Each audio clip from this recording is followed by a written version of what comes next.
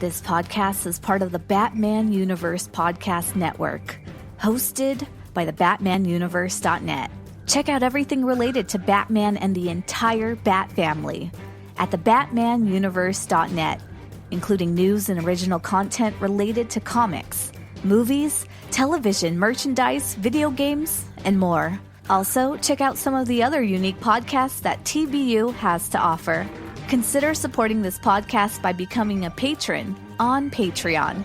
Even $1 can go a long way in supporting this content that you enjoy. Look for a link over at thebatmanuniverse.net to offer your support now. And now, on with the show.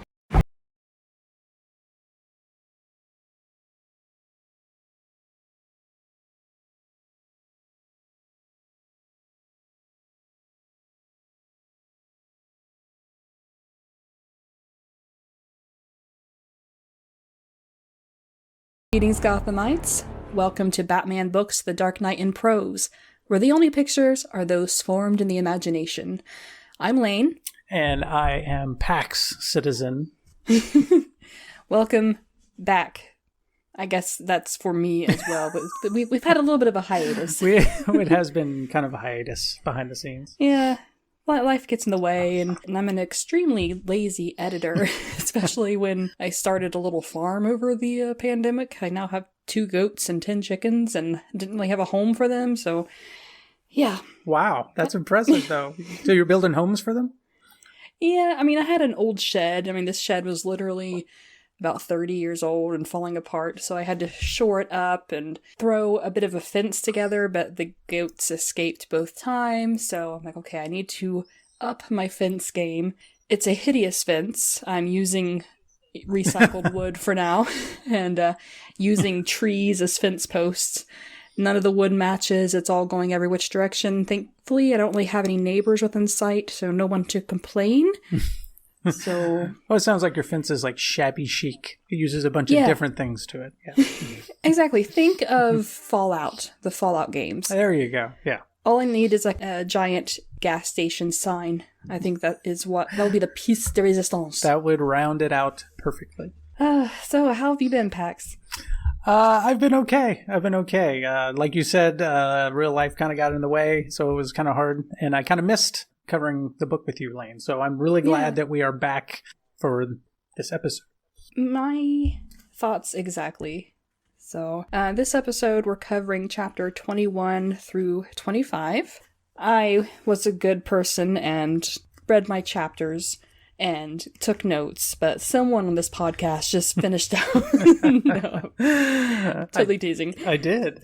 Just a few hours ago. I finished the reading assignment. I won't say that I've never done that when we recorded. So I just happened, because we were supposed to record, like a week or 2 ago, and then it fell through. So I had my chapters read for that recording and my notes done. So I was ahead of the game for once. Yeah. And to be fair, I'd covered this book last year. So I had my notes from the last time I've done this. So I'd kind of go through, reread, and look through my notes and everything. So I just kind of had to reinforce what I was reading. So Chapter 21 starts on page 109. Chapter 21, Scene 1. Catwoman ignored the gunfire, the sirens, even the screams. She didn't have time for that kind of destruction at the moment. She was looking forward to a little destruction of her own. She walked up to the front door of Shrek's, the department store of her dreams. Or was that her nightmares? She was sure somebody was going to have nightmares before this night was done. There was that cute Shrek logo of the kitten etched onto the glass of the door. How appropriate for Catwoman. She punched it out with her claws. That was even more appropriate after all. This particular kitten had grown. The first scene is from Catwoman's point of view, and she's in full-on Catwoman regalia. She is making her way to Shrek's department store, ignoring gunfire and screams, and she punches the Shrek kitten logo. Right. Catwoman. Yes. No, it's a kitten. But it also represents Shrek, so I don't know. Yeah, you can kind of see where she's torn on that one. And in the movie, she just scratches it, and I think I like that visual better. But I also like here in the book, she punches her. It is also a cool visual. You kind of get where she's coming from.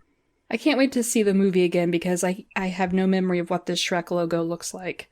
Did they work the name into the shape of a kitten at all? No, it looks like, I always thought it kind of looks like maybe Felix the cat, like an old 40s cartoon cat, and it's black and white, and it's really cute. I really like it. And then the Shrek's name was just under it. Gotcha. So she sets up some cool jazz on the floor stereo. I can get behind that. Totally. And the narrative says it's just the sort of dance music for a cat on the prowl. And I'm thinking of Stray Cat Strut. I might have to throw a few lines of that in here again. Yes, good call. I love that song. Me too. She sets up destroying and smashing, knocking things off tables, as cats do. And she finds a trampoline and bounces on that a couple times. And 2 security guards see her. And apparently they don't know whether to open fire or fall in love. Yeah. Even in the movie, this is kind of a weird scene. I mean, I'm not sure whether to open fire or fall in love. Right. I don't know if it's because I'm a Leo or what, but yeah. But yeah, I thought getting ready to open fire for a person bouncing on a trampoline might be escalating the situation a little bit. Yeah. But I don't know. Might have been a really special trampoline. Maybe so. Maybe they're very expensive, and it's like, we need to protect the merchandise. This is the floor model. It's our last model. This is the last one. It's the deluxe turbo model. We can't have you jumping on it in the store. I like this, like, she destroys Shrek's department scenes, and it's cool in the movie. It's cool visuals. Like, in my head, though, I imagine something like a montage, like something you'd see in the movie Mannequin, or like something or Big, or something where you have music playing and she's going into different departments and messing around in the departments, and it's like her running across the screen really fast into another place and then running back across, like this cool like 80s like montage. In my head, that's how it played when I was reading the book, and I was just in love with the idea of that. That would have been perfect.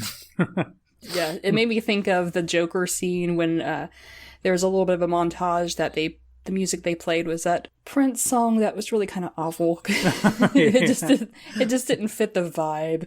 But it was when they were in the art gallery and slashing things. So I can kind of see something similar to that for Catwoman running around. Yeah. Maybe also sliding across the floor in her socks, stuff like that. Totally. Yeah, like Risky Business, sliding across the floor, totally. So Catwoman disarms them, and she uses her knowledge of the place to get access to a propane tank. And she tells the cowering guards to take a hike. So we see a little bit of her non-evil side, because she's never really truly a bad person. She's giving them ample time to scram before she blows the place. Yeah, and she's got that great line there. They tell her how much they're making. She's like, "You're overpaid. Hit the road." I always love that line. It's a great line. So after she cuts a leak in the tank, she proceeds to microwave some aerosol cans. Don't do that, kids. Yeah, exactly. She does that in the movie. Like, it's interesting. I think the book works better. In the movie, she goes and takes the gas main and pulls off the hose, and then microwaves the aerosol cans, which just happen to be right next to where the gas main is. But I like it in the book because she goes, it's a department store, so she goes and gets the propane tanks, which make a lot more sense, and then like get that gas going, and then do the microwave, and it shows her using all the different things that are there in Shrek. I kind of like that. I like that a little bit better. Yeah, and a little bit more of a small scale. It's still going to mess things up, but you think of a gas leak, that could be a really big explosion. Yeah, oh yeah, totally. So yeah, I do kind of like this one better. Have you ever heard of peep wars and microwaves? No. Oh, it's a thing where people will take those Easter candies, Peeps, and you put 2 of them in a microwave facing each other, and you have a toothpick so that they're lancing. Yeah. And then you turn on the microwave and they blow up, and the first one that stabs the other one is the winner. And I was I was a student employee in the tutoring center years and years ago, and we were trying to find toothpicks because we had Peeps, we had a microwave, and we were bored, so we had to have a Peep war. And one guy, and he was in his 30s, so you'd think he'd know better, he's like, "Let's just straighten a paperclip." I said, "No, you can't put that in the microwave." And I don't know, I think most of us, at least as a child, maybe accidentally put something metallic in a microwave. It's not really a good thing. No. So, yeah. Anyway. So yeah, that was scene 1. Chapter 21, Scene 2. Batman staggered forward. Someone had hit him so hard in the back that he felt it even through his body armor. Batman spun around and saw the tattooed strongman. "Before I kill you, I let you hit me," the tattooed strongman said with a laugh. He flexed his tattoos. "Hit me, come on, as hard as you can. I need a good laugh." Scene 2 is from Batman's point of view. And, let's see, since you read this a little bit more recently than me, it might be fresher in your memory, but it says Batman takes a hit to the back, and he turns around to see the tattooed strongman, who says, "I let you hit me. Hit me." Batman believes in working smarter, not harder. Exactly. And he quote-unquote punches the strongman, but what he really did was attach a bomb to the strongman's leopard skin suit, and then pushes him down an open manhole cover. So murder, number 1 right there. Yeah, like how strong was this bomb? Batman doesn't kill people. Being in 5,000 tiny pieces kills people. Right. Batman didn't kill that person, the bomb did. Exactly. Yeah, okay. We'll say maybe it was a concussion bomb. We'll go with that. Yeah. Yes. Yeah, I would go with that as well. But he still might have broken his neck on the way down the manhole, so he could still be dead. Yeah, because he was a big guy. I'm sure he didn't land nicely or softly. Yeah. And manholes aren't, like, all that big, so he could have gotten wedged in there, like, not falling down straight, and it was just a bad situation. Batman, I really frown upon pushing people down manhole covers. Right, with bombs attached to them especially. Especially, yes. So the chapter ends with Batman seeing Penguin on the other side of the street. Fun little chapter. Yeah, I like this. And that little bit at the end, like, it's mostly Catwoman's chapter. And I like any time that we can kind of get into Catwoman's head for any length of time in this book. Especially because we got into Selina's head earlier, and you can really kind of see the difference between even her inner thoughts change a good bit. Mm-hmm. Chapter 22, Scene 1. The Penguin paused to shake the debris from his umbrella. My, things were certainly getting out of hand down here. He looked up and saw Batman. The Penguin tensed, ready to use one of his umbrella's special tricks. But instead of attacking, the man in the mask indicated the chaos around them. "Admiring your handiwork?" Batman said. The Penguin shook his head vigorously. How wrong could a masked vigilante be? Hadn't Batman heard about his new image? "Touring the riot scene," he explained soberly. "Gravely assessing the devastation. Upstanding mayor stuff." Batman shook his head. "You're not the mayor." The Penguin shrugged. "Things change." So chapter 22, the first scene is from Penguin's point of view, and it picks up from where they see each other across the street. Penguin sees the Batman looking at him, and he expects Batman to attack, because, yeah, that's what Batmen are wont to do. They are wont to do that, yes. But surprisingly, Batman asks him if he was admiring his handiwork. And Penguin replies soberly, "Touring the riot scene, gravely assessing the devastation, upstanding mayor stuff." So, okay, it's a good political answer. Penguin decides that they're both outcasts, truth, and they could do so much more if they worked together. And he sticks out a hand to shake. So, many years of animosity could have ended here. Could have been nipped in the bud before it got started. Could have all been squashed right here. Oops. They could have been friends. Batman could have helped Penguin see the error of his ways. Penguin might have drawn Batman out of his shell a little bit. But Batman does not shake his hand. Instead, he says, "Once you were their freak. Now these clowns work for you. Must feel pretty good." And then he asks, "What are you really after?" Correct me if I'm wrong, but at this point, I think Batman still doesn't really have any evidence that Penguin has done anything wrong, correct? He just suspects him. Right. It's all suspicion.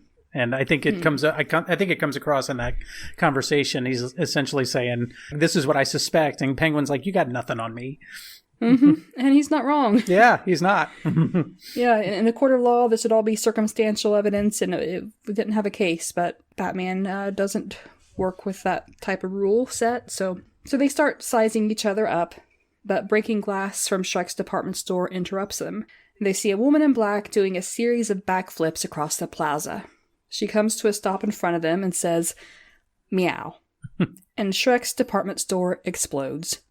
Excellent entrance, 10 out of 10.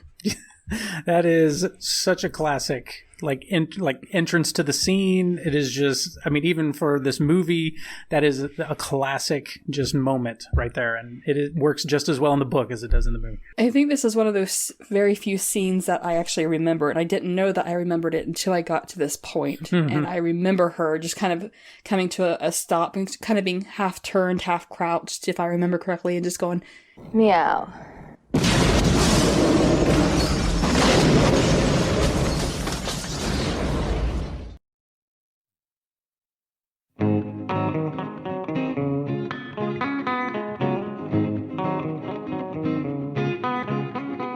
The stuff we review, a little old, a lot of new. Come and join in all the fun, help clean up when we're done. Come party with the professor. Come party with the professor. Professor Frenzy Show. Professor Frenzy Show. Professor Frenzy Show. The Professor Frenzy Show. If you like indie comics and also like podcasts, please try The Professor Frenzy Show. Find the show in iTunes search and Facebook. Episodes tweeted out on @ProfessorFrenzy on Twitter. Thank you. Chapter 22, Scene 2. The Penguin looked out from under his umbrella. The flying glass seemed to have stopped. Much to his disappointment, that Catwoman seemed to have disappeared as well. He glanced over at his other adversary. "I saw her first," the Penguin remarked. From the way Batman studied his surroundings, he did not appear amused. Perhaps it was time for the Penguin's exit. "Gotta fly," he remarked as he hit the appropriate button on his umbrella. The steel rods that supported the fabric began to whirl about, first shredding the black cloth, then spinning free on their own, a compact rotor to send the Penguin into the air. In other words, an umbrella copter. What a clever idea, huh, Batman? It was this sort of whip that would make the Penguin victorious. Where was Batman, anyway? He was running off someplace, not even waiting to say goodbye. The Penguin grabbed his hat as he sailed away from danger and toward his destiny. So the second scene is from Penguin's point of view. And Penguin is continuing his, how do I want to say, his animalistic view of women. Yes. Which, to be fair, this carries throughout the book. And and I'm glad, it is what it is, but it's not my favorite thing about this character. Yeah. I remember, it seems like Penguin usually had some, like, pretty women beside him or working with him, but I don't remember... like in my background knowledge of Batman comics and whatnot, I don't remember his actions toward them, so this might be canon, it might not, I don't know. But yeah, like you said, not my favorite part of the character, especially when he's lived in the sewer all his life. I mean, he's coming up with some, like he's showing some guts to approach women like this when he should have zero social skills whatsoever. Yeah, that's true. He does seem very ballsy for someone that hasn't had any interaction with normal people. Exactly, and that was the word I was going to say. I was like, he's got some balls. But, hey, if he has that confidence, have at it. Yeah, own it, man. Yeah, he tells Batman that he saw her first, and Penguin uses the opportunity to fly away in his little umbrella copter, sailing away from danger and toward his destiny. And Batman runs off somewhere. As he is wont to do. Yes. Exactly. Blowing people up and then running off. And running off and disappearing. I love the gimmick umbrellas. Like, yeah.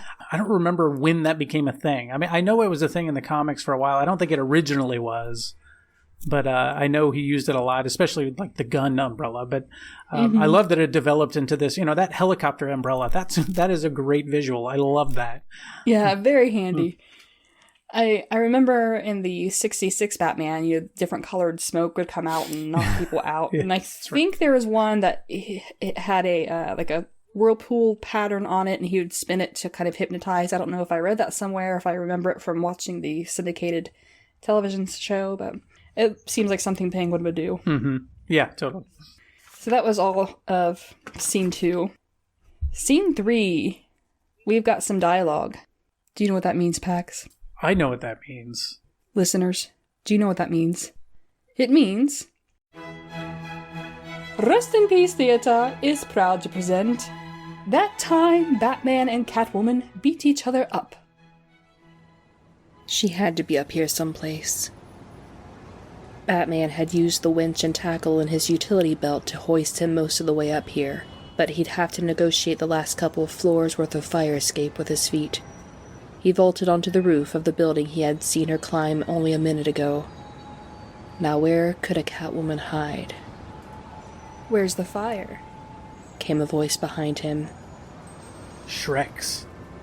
He turned to see that Catwoman let herself down from a small rooftop shack. Her black costume had been torn in half a dozen places by the explosion, showing patches of pale flesh and a scratch or two. You... She kicked him in the face. Batman staggered back with the blow, but recovered quickly, slamming her in the chin with one well-aimed blow. She fell backwards into a whimpering ball.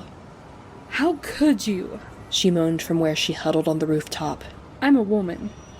What did she mean? Had he hit her too hard? He was so used to fighting men. I'm sorry.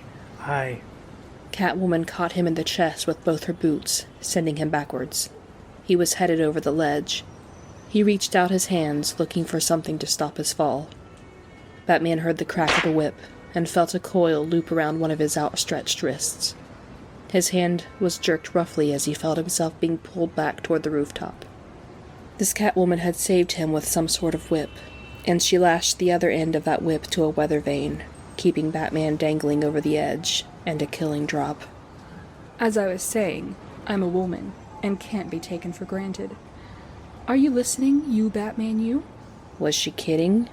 Batman grimaced. Hanging on every word. Good joke. Want to hear another one? Batman nodded cautiously. He didn't know how much encouragement he should give her. The world tells boys to conquer the world, and girls to wear clean panties.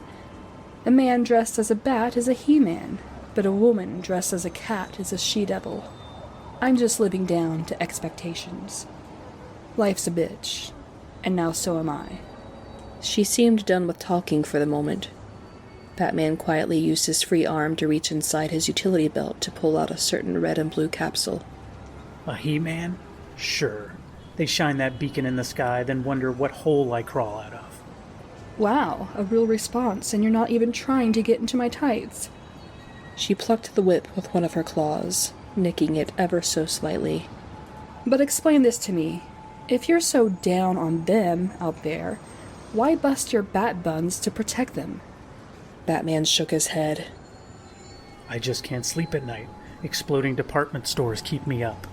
He snapped the capsule in his hands, letting the red half flow into the blue. One. I can't sleep either lately. A little link between us. But bottom line, baby, you live to preserve the peace, and I'm dying to disturb it. She reached her claws forward to cut through the whip. That could put a strain on our relationship. 4, 5. Batman concluded. The tube in his hand had turned a bright purple and had started to bubble. He lobbed it at her arm as she cut away at the whip. She screamed as the mixture exploded against her forearm. She lost her balance and fell past him, her claws catching onto a narrow ledge a few feet below. She scraped frantically at the concrete, trying to find some place to dig in with her claws. Batman freed his wrist from the remains of the whip and leapt down to her side. He grabbed her wrists and pulled her up, moving his hands beneath her armpits and then behind her back. The ledge was so narrow that he had to hold her quite close. It was almost as if they were embracing. "Who are you?" she said as she gazed into his eyes. "Who's the man behind the bat?" She smiled sadly. "Maybe he can help me find the woman behind the cat." Her hand stroked his body armor. "That's not him. Ah, here you are." Her hand stopped at that point just above the waist where the two main pieces of his armor joined. Without warning, she drove her talons through the fabric into his flesh. Batman cried out in pain, pushing her away. She fell. No. She hit the back of a passing truck filled with sand.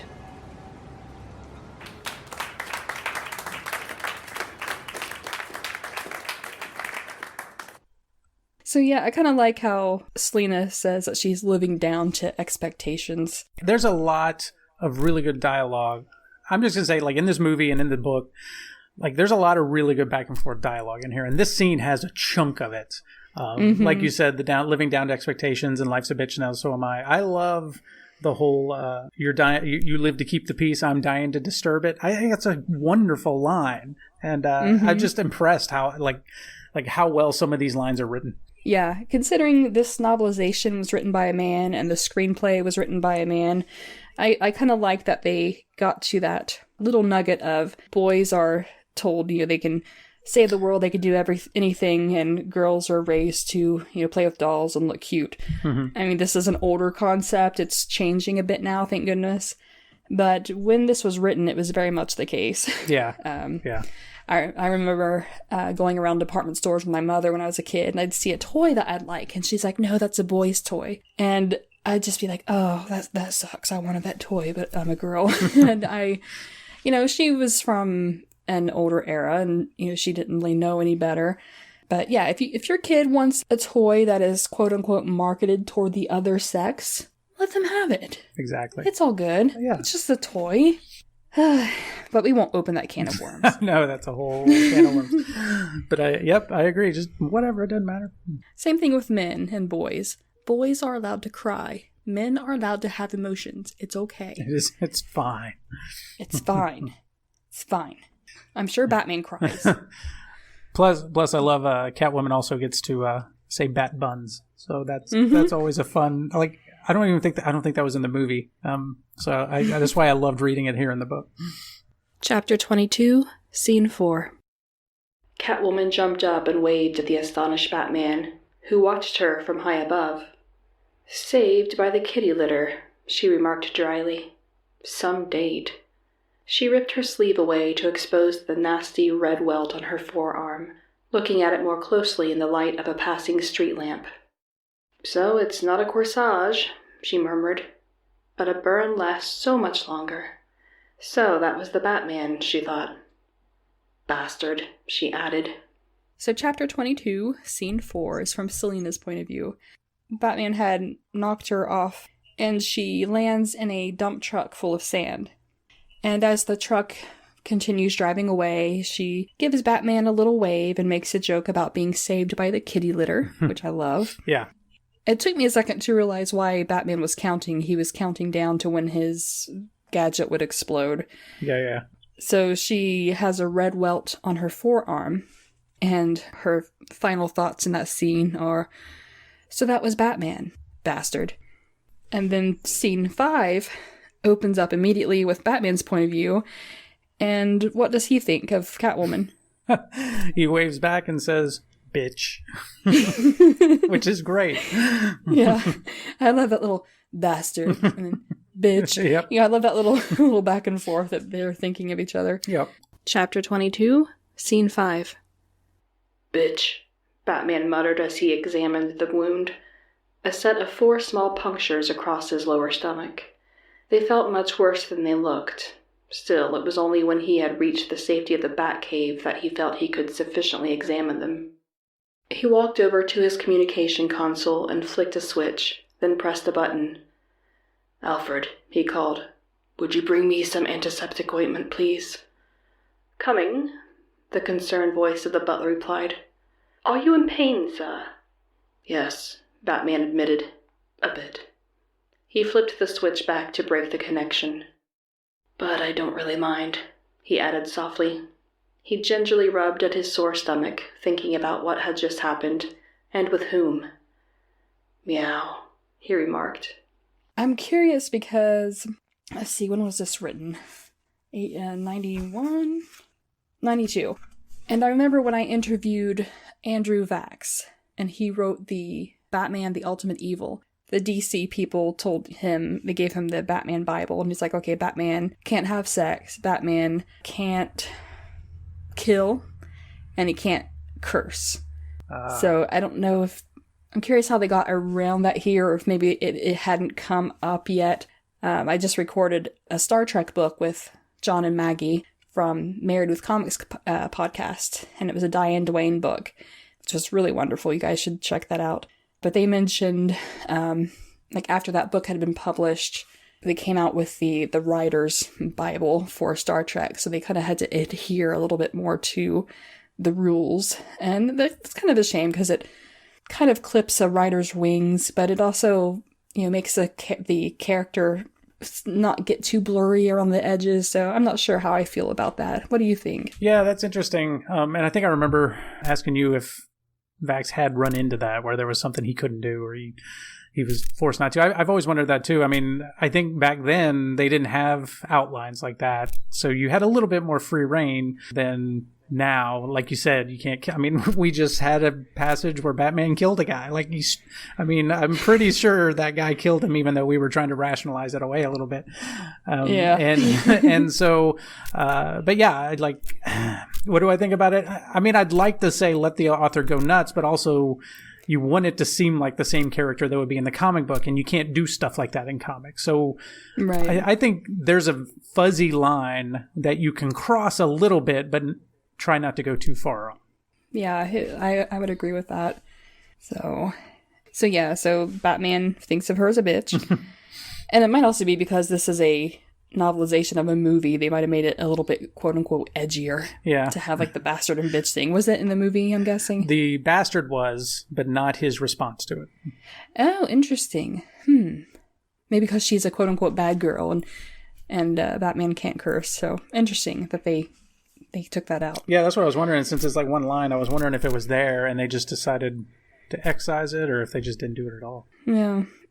Batman has 4 small punctures across his lower abdomen that felt worse than they looked, and he's currently getting them examined in the Batcave. He asks Alfred to bring in some antiseptic ointment.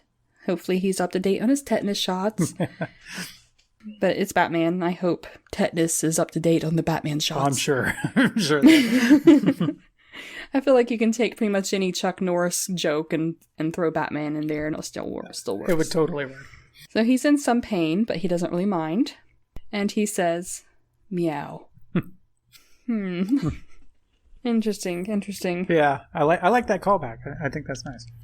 I'm curious what Alfred thinks of his boss just sitting there going, meow. Meow. It's like, oh, Master Bruce has finally lost it.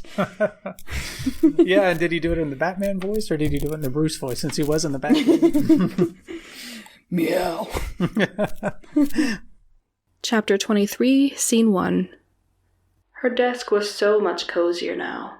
She had gotten rid of all those old, wimpy notes that Selina had written to herself and posted all over her computer, and replaced them with much more appropriate reminders. Defy authority. Take no prisoners. Expose the horror. Yes, she liked these much better. A fly buzzed too close to her ear. She snatched it from the air and crushed it without looking up. It would be only one of the things she'd crushed today. Chapter 23 is from Selina's point of view. She's actually Selina Kyle again rather than Catwoman, I believe. And she's in her office, or at least the cubicle where she works, and she had gotten rid of all those notes she had written to herself.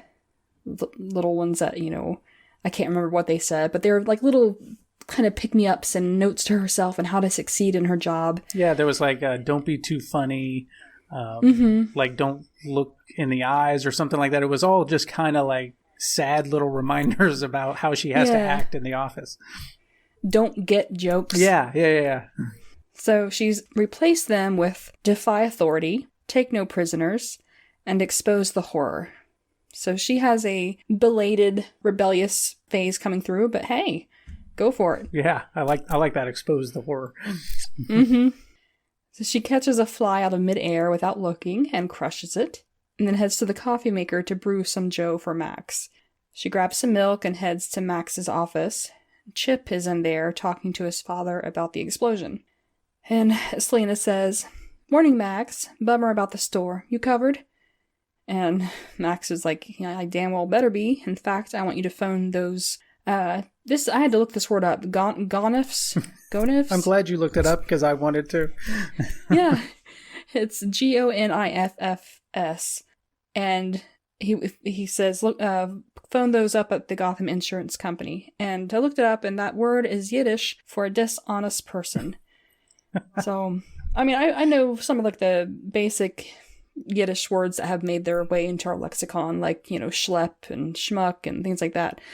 Gonif is one, if I'm pronouncing that correctly, I haven't heard, so the more you know. I love, Max's vocabulary is great in this, how they wrote him. I mean, I call back to that last one I love, the Carney Bolsheviks. I just think that is just a great term. And so when I saw Gonifs, I knew it was going to be something like that. It was just some crazy term that he used, but I love it. Yeah, and it was used appropriately, I'm guessing. Yeah. So he tells her to call them up, and Selena's like, actually, I gotta go. I'm taking a personal day. And because everyone in that room knows that Max tried very hard to kill her, he's like, okay. So he takes she leaves, and then he takes a sip and gags on a live cockroach that was in his coffee.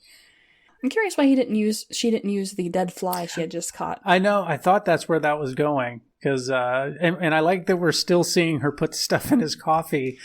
That's become like a running thing because she did the blood earlier from that one scene. So, I totally thought the fly was going to be it. And so it was a cockroach. Like, yikes, maybe she got the fly to do it and then saw the cockroach and was like, oh, that's even better. Even better, yeah. Kind of like a cat bringing you presents. Yeah, totally. So...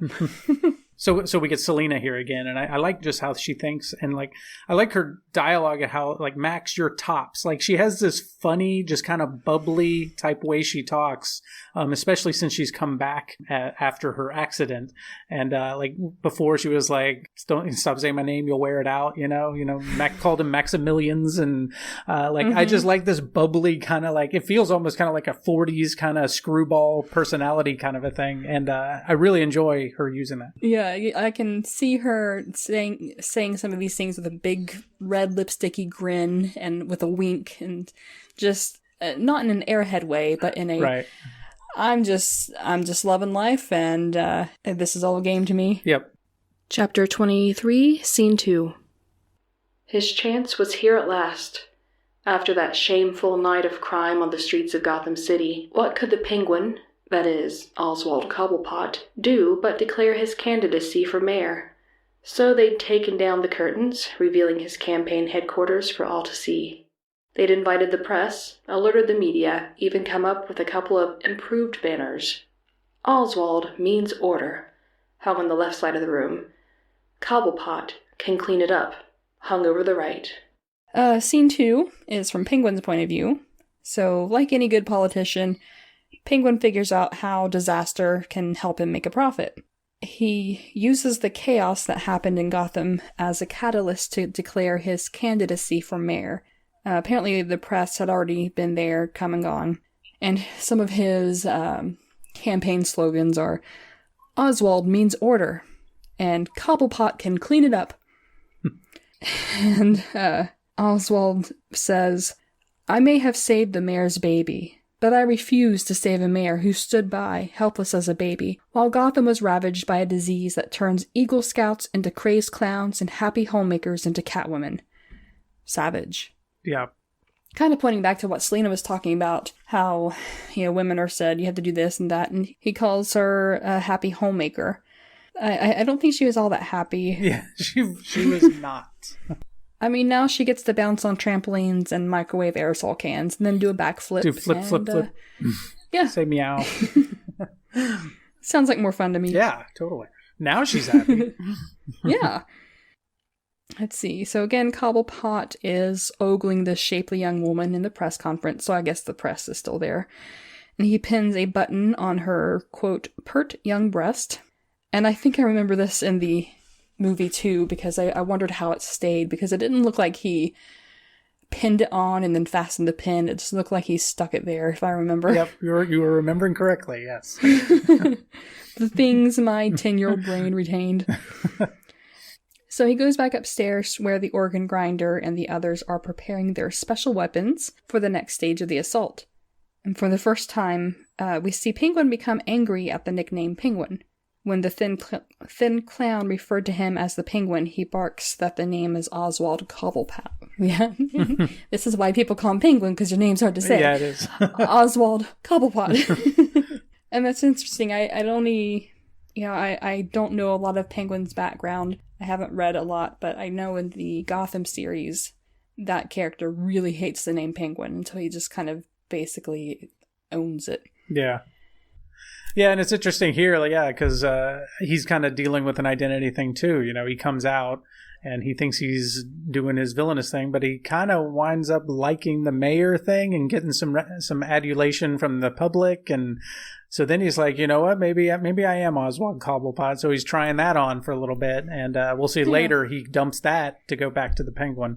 But Gotcha. It's an interesting kind of how he's trying on these different identities. As it's part of the whole thing. Like we said, he hasn't had a lot of interactions with people, so now he's trying to figure out, hey, I think I kind of like this.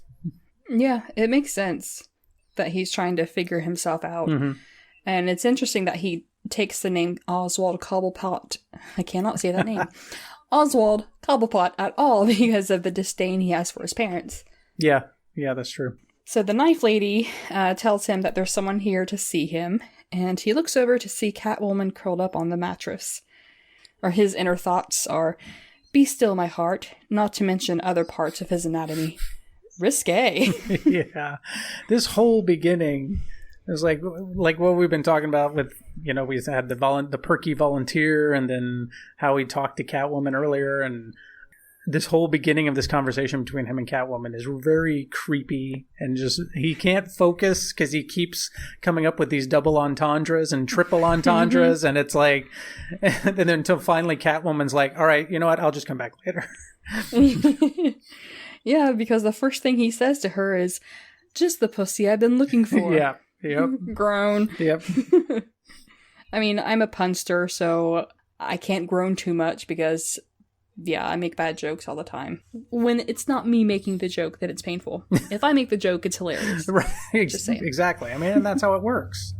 Exactly.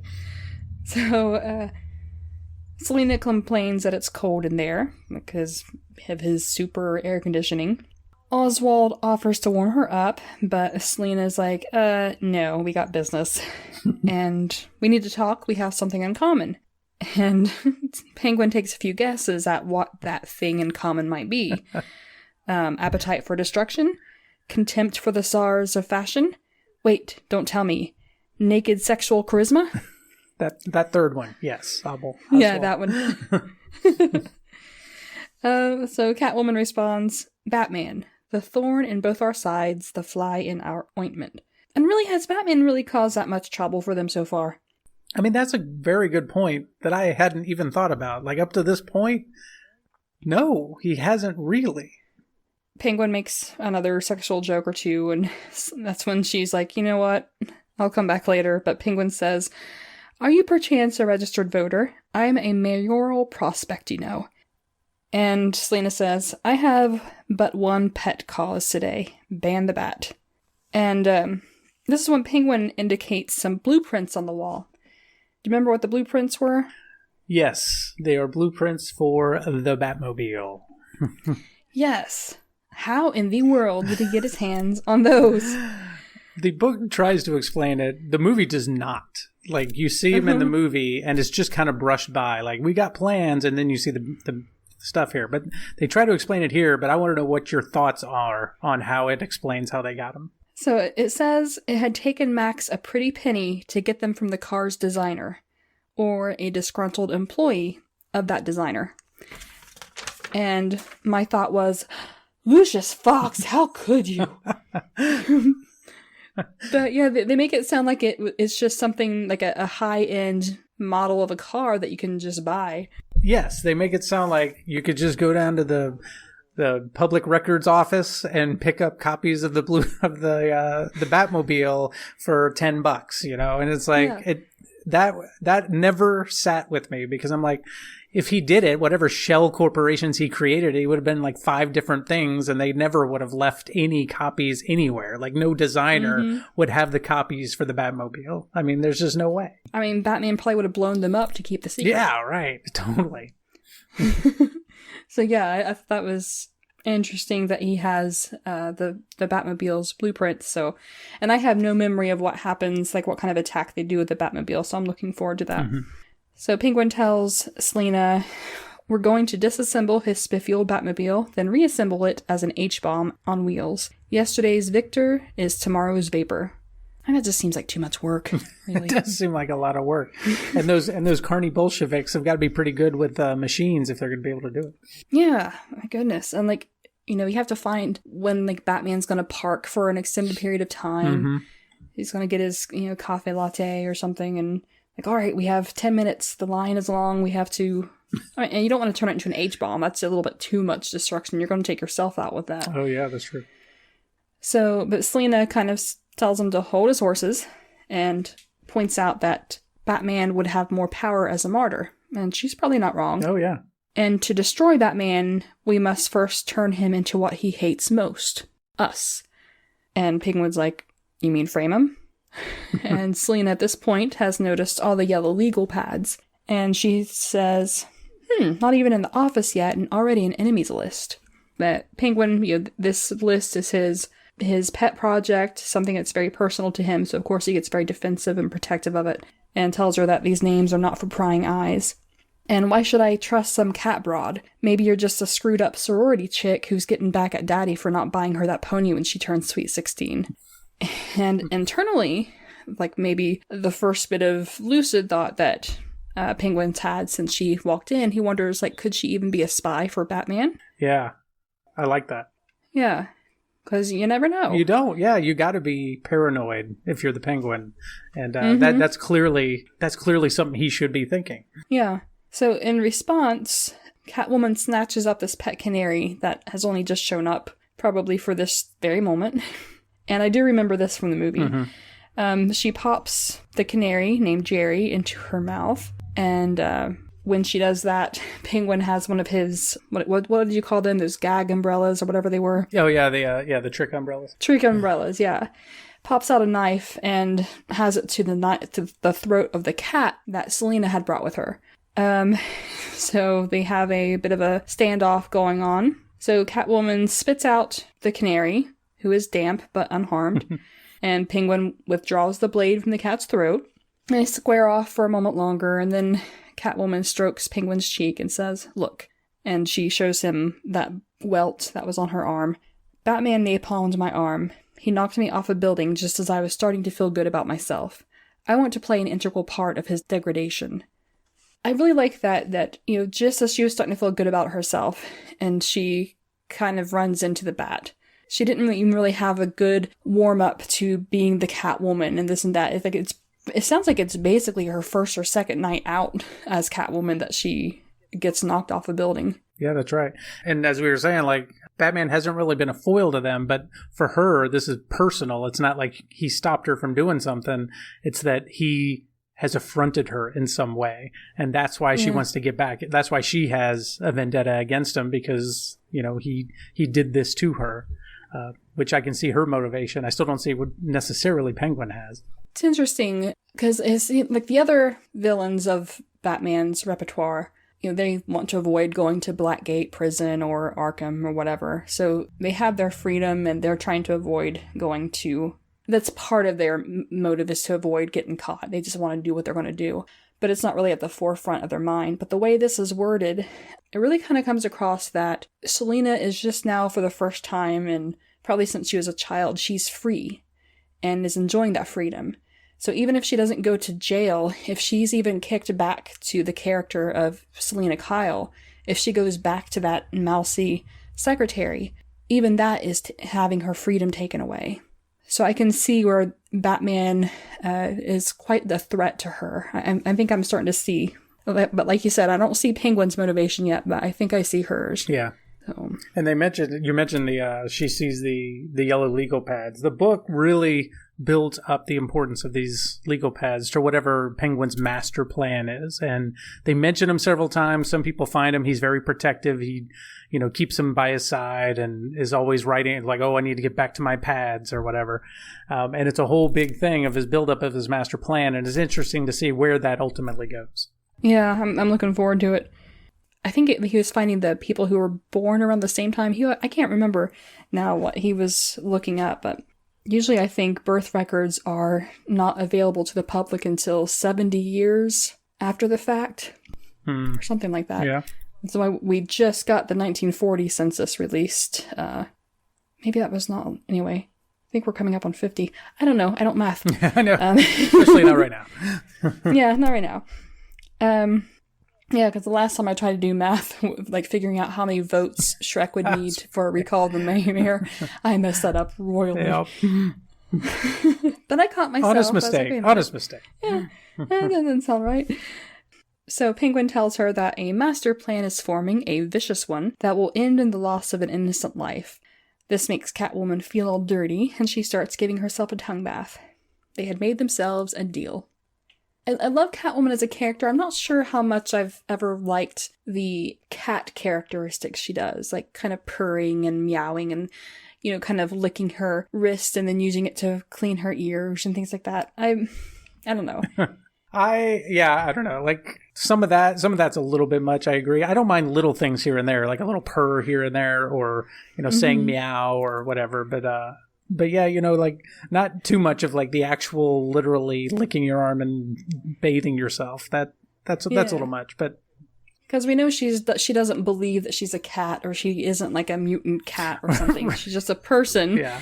It just seems like she's sticking a little bit too close to the shtick, but that's okay.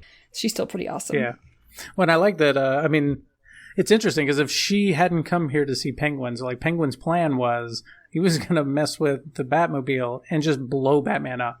It's like no Batman. And now and I had said recently, like, I can't wait to see where that goes, but she foiled that already, so no, I'll never know. Right. But it's just interesting that like he was going to kill Batman, and then she comes in and they come up with a different plan, which is turning him into a bad guy and framing him for something. So I think that's a great plan, but it's interesting if she hadn't gone to do that, what would happen? Just Batman just blown up in the Batmobile. Yeah. There's still those blueprints of the Batmobile floating around somewhere. And those are still floating around. That's, oh my lord, that is just a messy, they should not have done that.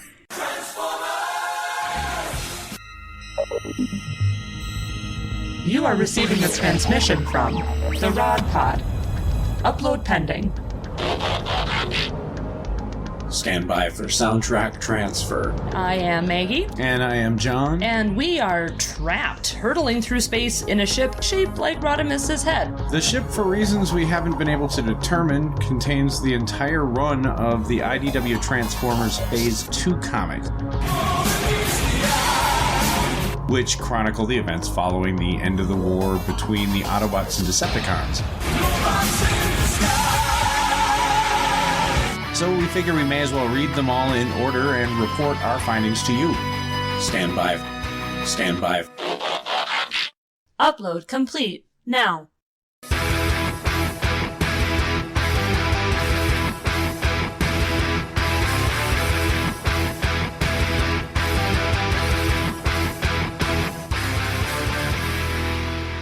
The Rod Pod. Look for us at marriedwcomics.libsyn.com, at iTunes, at Stitcher, or wherever good podcasts can be found. So, till all are one. Till all are one.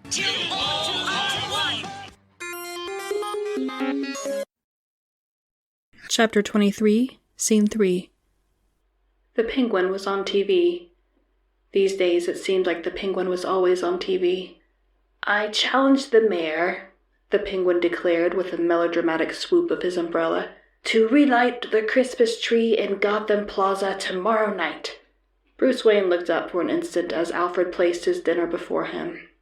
The Penguin droned on through his media forum.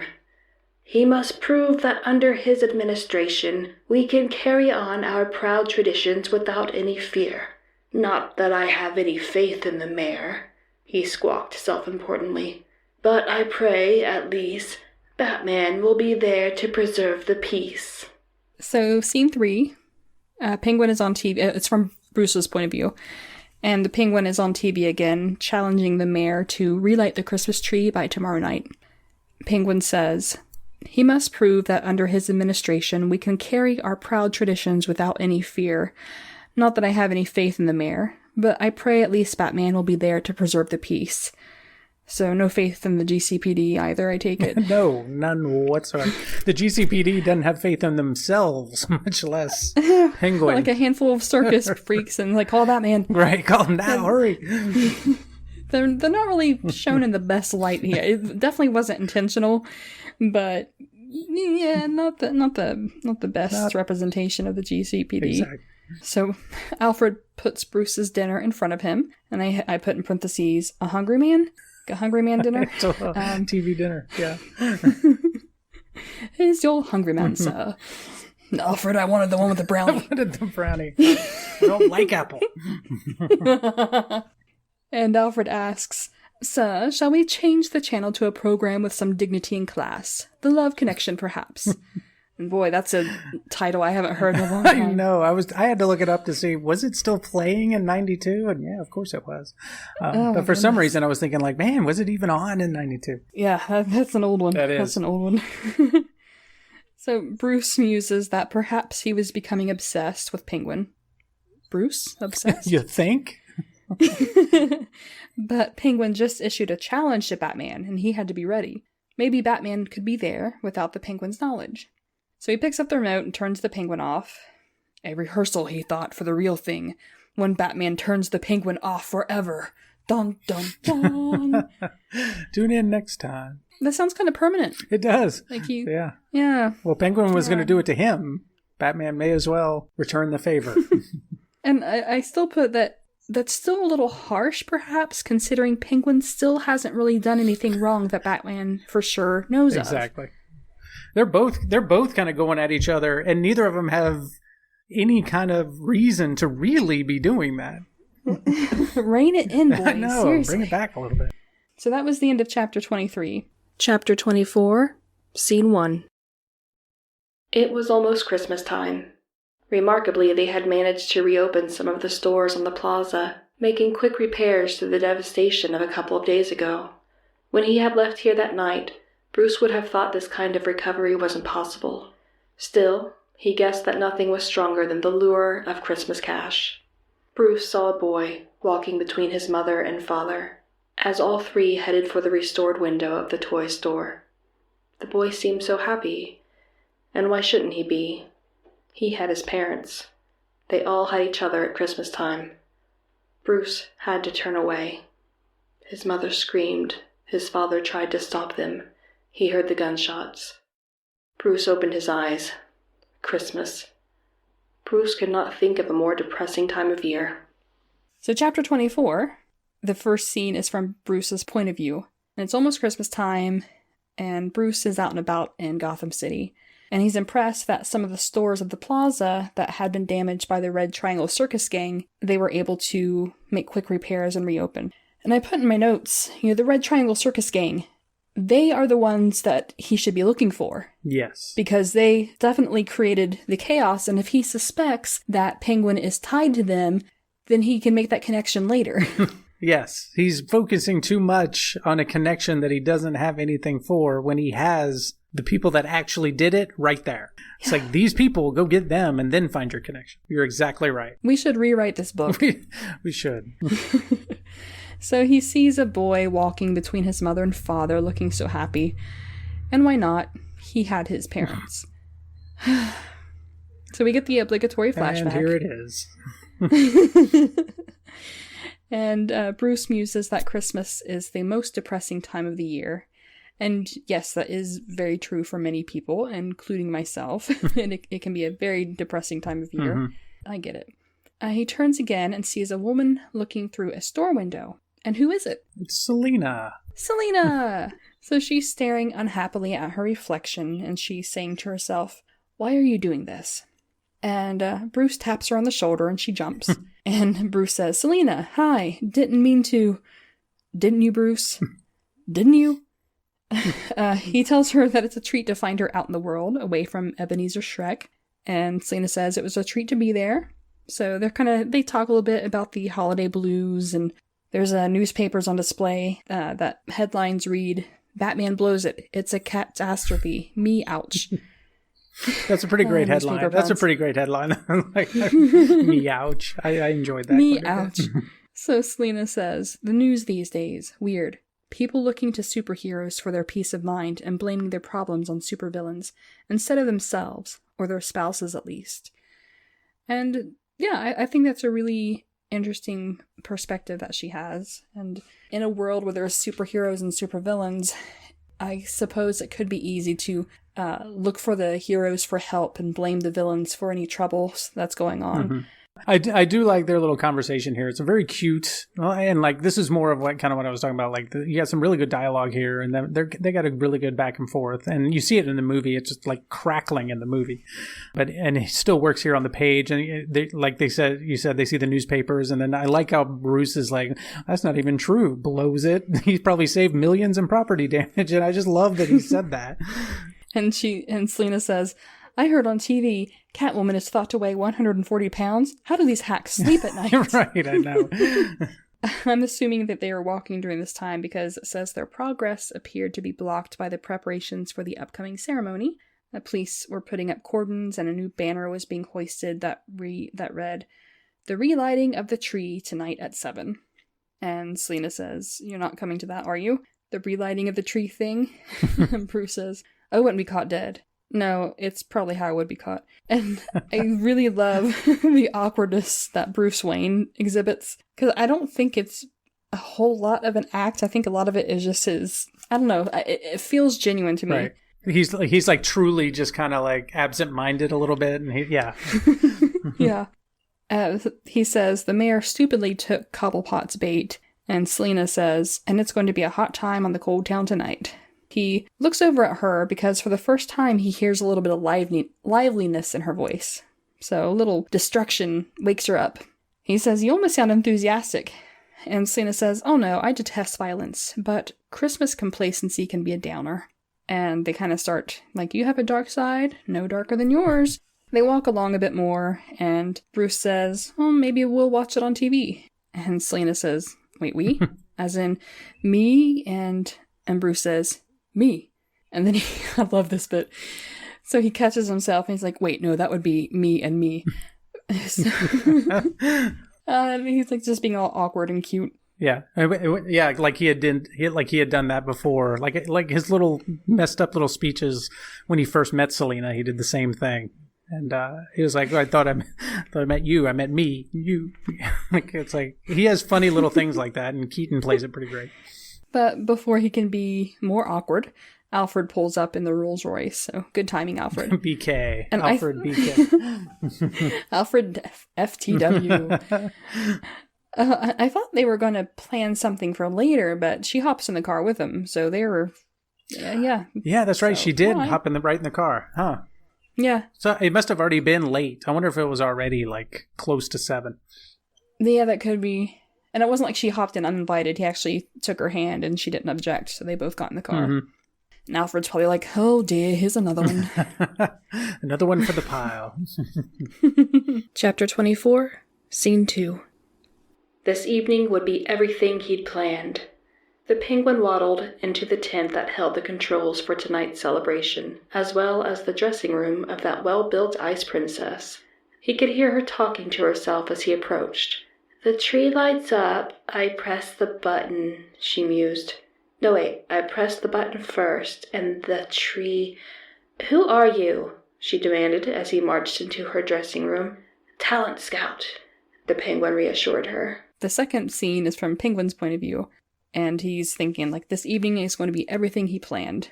So he goes into the tent that holds the controls for that night's celebration, as well as the dressing room of that well-built ice princess that we've seen since chapter 1. And she's talking to herself in the mirror, kind of prepping. And, they really play this kind of dumb blonde thing up. I'd kind of forgotten that was a thing in the 90s, was dumb blonde jokes, but she's like, the tree lights up and I press a button. Oh no, wait, I press the button first and then the tree lights up. But she notices someone's in the room with her and she turns and is like, who are you? So I'm guessing she doesn't pay attention to local celebrities, but considering how they have her portrayed as an airhead, I guess it's not surprising. Yeah, that's true. I mean, his face is everywhere and he's running for mayor, but, that doesn't necessarily mean that she's paying attention. Yeah, like she doesn't realize that pushing the button is going to turn on the Christmas lights. So. Correct. Penguin tells her that he's a talent scout, and of course this gets her attention. She just warms right up. She's like, come in, I don't just light trees. I studied the method. Well, it was by mail, but... By mail. And she stops when she sees that Penguin has a poodle with him, with an odd-looking box in its mouth. And the poodle growls when Penguin tries to take the box from it, which I think is funny. And Penguin finally has to yank it free.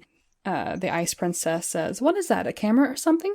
It's actually the batarang that had been snatched out of the air a few chapters ago by the poodle, correct? Yes, that is correct. I don't know how, but Penguin has figured out the buttons. Yeah, because there were a lot of buttons he had to press on it. I can just see him kind of sitting around in his campaign office, testing the buttons to see if they do, and knocking out a bunch of henchmen. Or, I mean, yeah, the henchmen were figuring out how the Batmobile works, so they probably just figured out the batarang and told him, here, push this and push this. Yeah, true. They reverse engineered it. Between trapeze acts. Yeah. He says, say cheese, and the wings of the batarang sprout from the sides, and the Ice Princess never knew what hit her. When I first watched this movie, and it wasn't until I read this book, but when I first watched this movie, I thought the Penguin just straight up murdered the Ice Princess. And that's how he was going to frame Batman. And it wasn't until I read this novelization, a couple weeks after I watched the movie, I realized I was like, oh, okay. So, or I guess later on in the movie we see her. So I was like, oh, but this looked like in the movie, and it kind of read that he totally murdered her. That was the end of chapter 24. Chapter 25, Scene 1. Chestnuts roasting on an open fire. Jack Frost nipping at your nose. Selina Kyle, and tonight she did feel like Selina should have always felt, looked up from where she sat next to Mr. Bruce Wayne, on what might be the world's most comfortable couch. They were sitting very close together. Not only was there romantic music on the CD player, but the couch faced a roaring fire, and Alfred, the butler, an actual butler, had reappeared silently. She wondered how butlers did that, to refill their eggnogs. Wow, Mr. Bruce Wayne, handsome, clever, and interested in her besides? Why couldn't she have met him long ago? Say, before Catwoman entered the picture. Chapter 25, the first scene, is from Selina's point of view. And she's feeling pretty good. She thinks that this is how Selina should have always felt. She's feeling good because she's sitting on the couch, the most comfortable couch in the world, with Mr. Bruce Wayne. Not only was there romantic music on the CD player, but the couch faced a roaring fire, and Alfred the butler, an actual butler, had reappeared silently to refill their eggnog. And she smiles at Alfred, which I think is really cute. I'm sure when there's a bunch of other rich people around, they probably barely give him a glance because, he's the staff. Right. And they're just meant to be neither seen nor heard. They're just supposed to do their thing and leave. Yeah, they're atmosphere. They're not actual people. Right. Yeah, so I love this little bit where she smiles at him. And he smiles back and disappears just as silently. She says to Bruce, I'm sure he's wonderful company and all, but doesn't the gold-plated bachelor bit get a little stale? And he replies, somewhat like the lonely secretary syndrome, I suppose. Touché. Her auto response, her knee-jerk reaction was to correct it to executive assistant. But then she's like, secretary. And she asked if he had a girlfriend, and he says, as in serious? Had one, didn't work. So I'm sure that's Vicky Vale from the last book. Yeah. And Selina asks, well, what went wrong? Hang on, I think I know. You kept things from her. And Bruce shakes his head. Nope, I told her everything. Actually, Alfred was the first to tell her. Yes, it was Alfred told her everything. Yeah. So Selina finds this far more interesting, as you would. And she asks, and the truth frightened her? Bruce puts down his eggnog and turns his full attention to her. And Selena thinks, a girl can get used to this. So even just having someone pay attention to her is just really sweeping her off her feet. And these little insights really tell a lot about her background.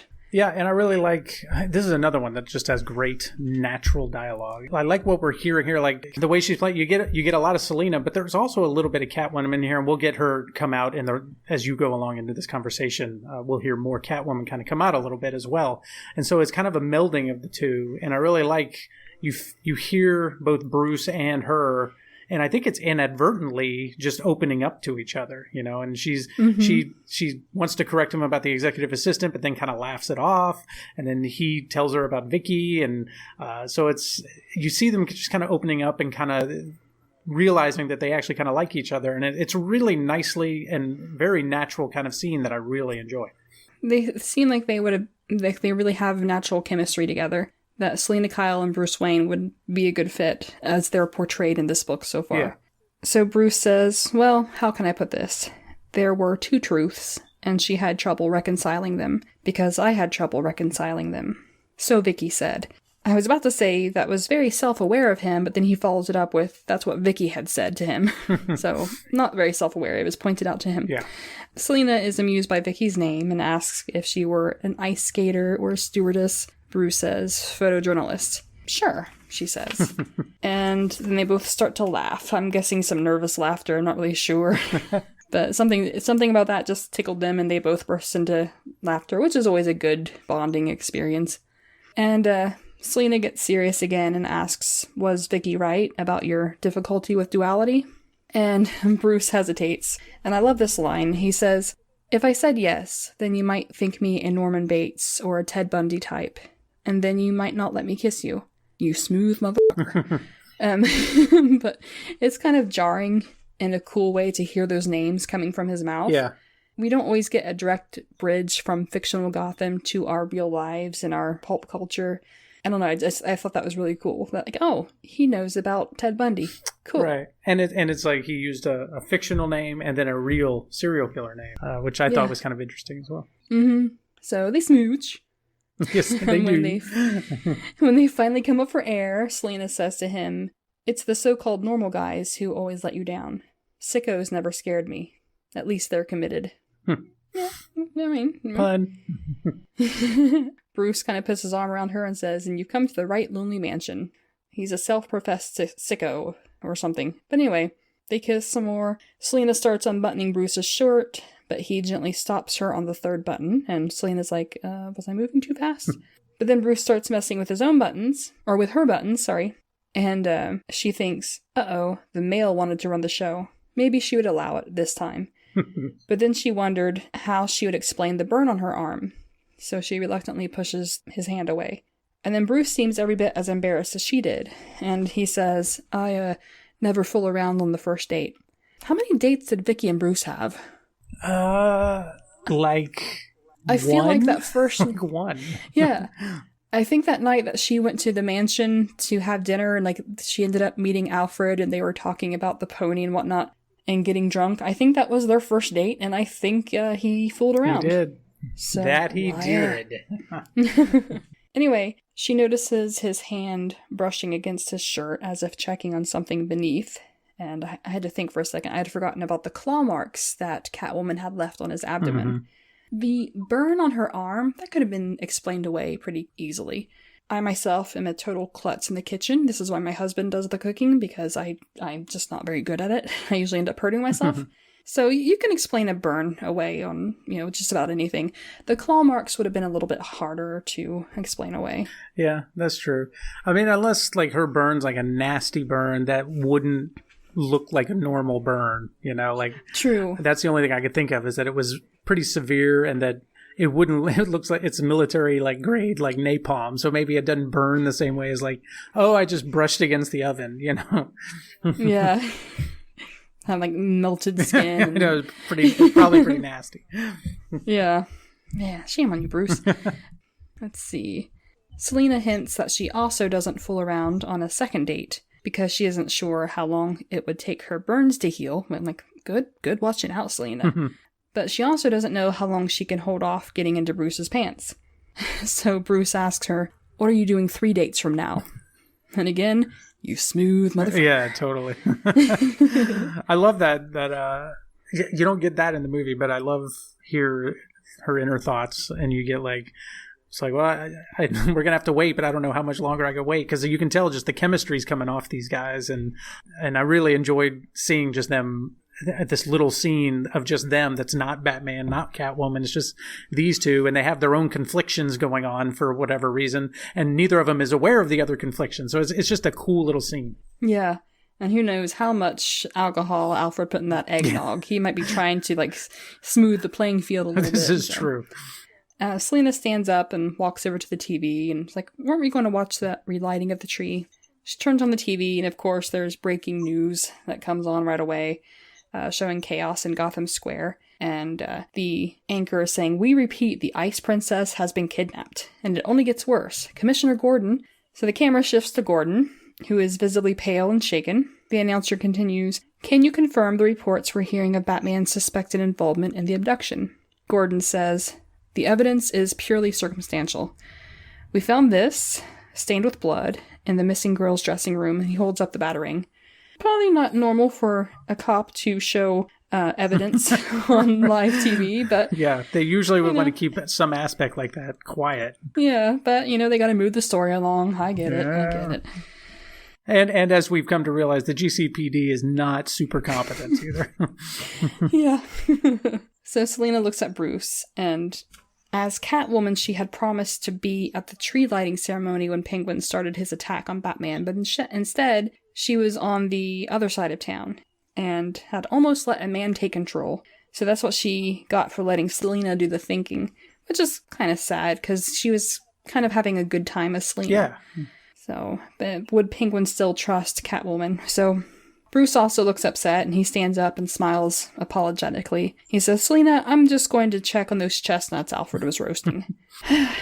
Bruce, you need to work on your excuses. Yeah.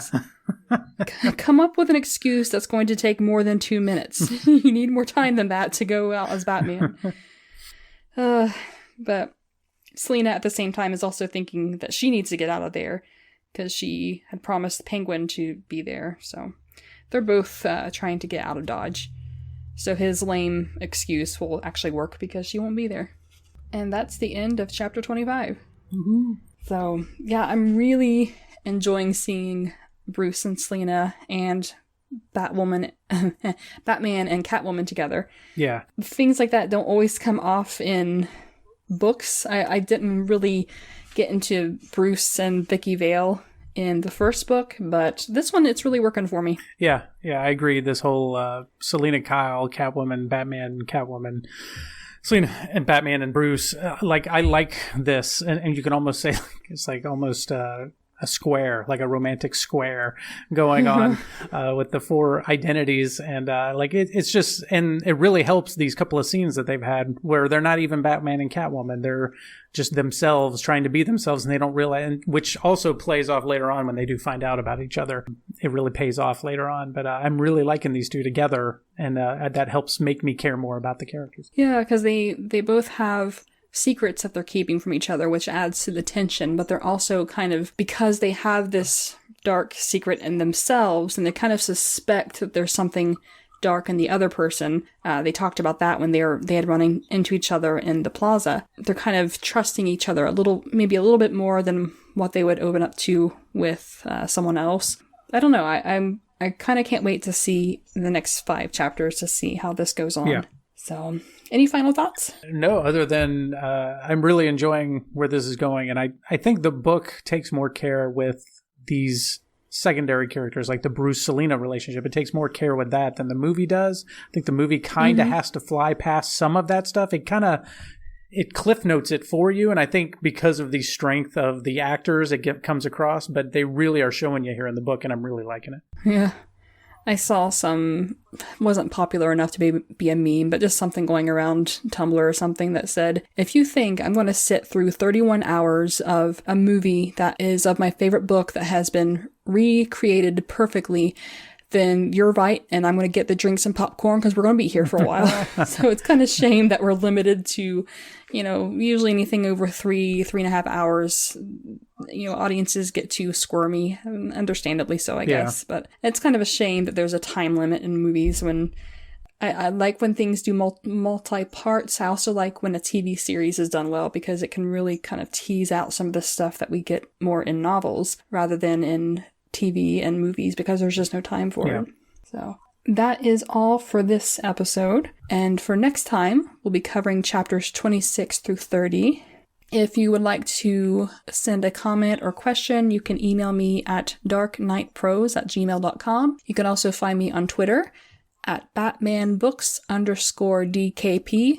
Pax, you want to tell the listeners where they can find you? Yes, you can find me on Twitter under my name, Paxton Holley, PAXTONHOLLEY, and you can see there in my bio, I have a couple podcasts. Probably the one most relevant here is the monthly podcast, I Read Movies, where I talk about the differences in movies and their movie novelizations. It's a great podcast. I always enjoy hearing the comparisons between, especially when it's a movie and a book or a movie that I know well, then I haven't read the novelization yet. I really got to get my hands on the E.T. one when I have a chance. When I'm done building goat fences, I'm going to sit down and read that E.T. one. It is definitely worth the read.